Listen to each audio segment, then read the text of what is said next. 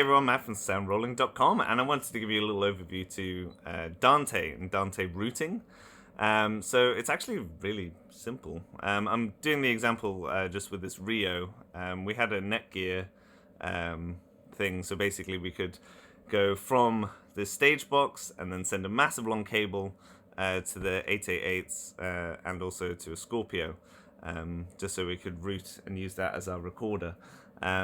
I think we'd probably end up getting something different for this kind of solution, but it was kind of the first proper experience using pretty much only Dante, which was really nice. Highly recommend you do the course by Ordinate. They have a 3-level course that you can do that's for free, all on Dante, so you can kind of get used to it, and it even shows you through this kind of Dante menu system.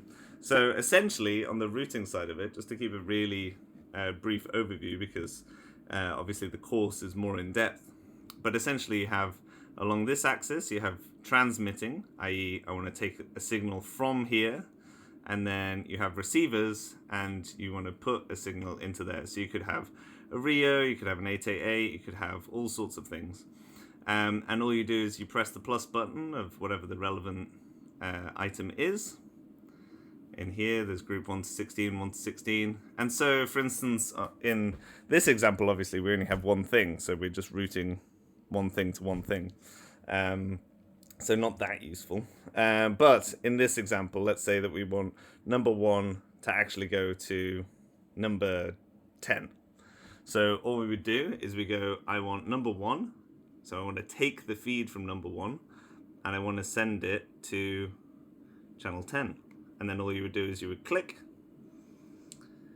and then it would link up. And then basically once you get a tick, then that means that the connection is kind of secure and stable. And a really nice thing about this as well is that you can then essentially just kind of turn this laptop off.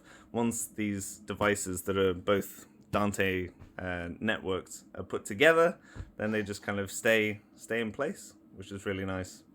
So yeah, it's actually surprisingly a lot easier than it can kind of seem to be made out, because there is a lot of capability. Even Dante is good for videos, and you can get all sorts of much more complicated workflows. Essentially, in this scenario, we're just using Dante just to get just to save on cables, really.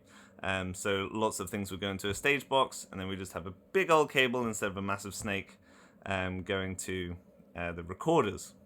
But obviously on this Dante network, you could Dante different rooms together. You could send separate inputs to separate outputs. You could record 2 sides of a phone call. You could do all sorts of things. So I highly recommend that you try out the course, since it's free and there's 3 levels. And now I've got to give this back to Terry too. So see you next time.